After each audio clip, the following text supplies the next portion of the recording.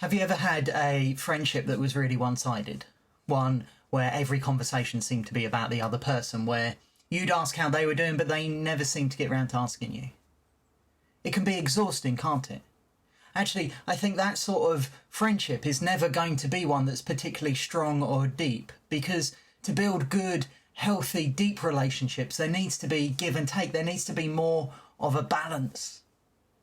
And yet sometimes we make this same mistake in our relationship with God. We get out of balance.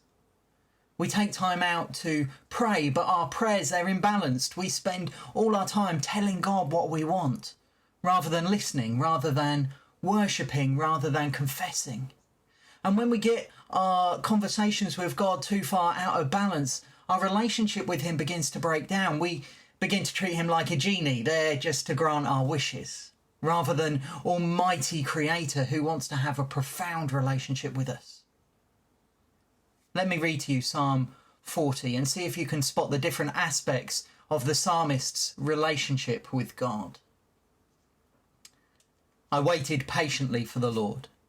He turned to me and heard my cry. He lifted me out of the slimy pit, out of the mud and mire. He set my feet on a rock. He gave me a firm place to stand. He put a new song in my mouth, a hymn of praise to our God. Many will see and fear the Lord and put their trust in him. Blessed is the one who trusts in the Lord, who does not look to the proud, to those who turn aside to false gods. Many, Lord my God, are the wonders you have done, the things you have planned for us. None can compare with you.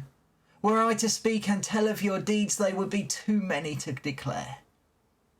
Sacrifice and offering you did not desire, but my ears you have opened. Burnt offerings and sin offerings you did not require. Then I said, here I am, I have come. It is written about me in the scroll. I desire to do your will, my God. Your law is within my heart.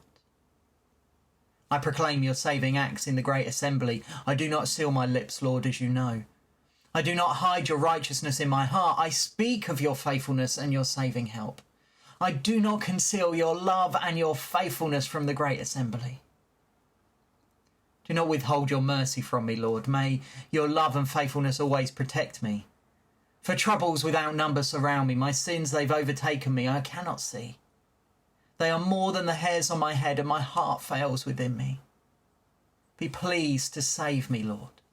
Come quickly, Lord, to help me. May all those who want to take my life be put to shame and confusion. May all who desire my ruin be turned back in disgrace. May those who say to me, aha, aha, be appalled at their own shame. May all who seek you rejoice and be glad in you. May those who long for your saving help always say, the Lord is great. As for me, I'm poor and needy. May the Lord think of me. You are my help and my deliverer. You are my God. Do not delay. The psalmist has been saved by God, and his salvation leads him to worship, to praise.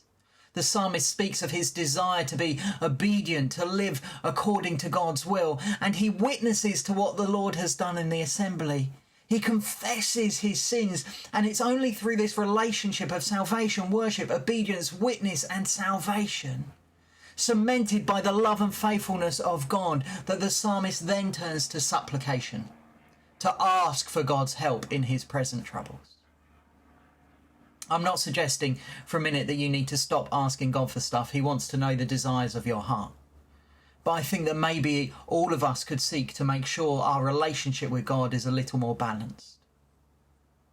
That we respond to our salvation in a way that leads us past a shallow, one-dimensional relationship with God into something much deeper. Worship, obedience, witness, confession, and supplication. I wonder which aspect of your relationship with God you could do with spending more time on.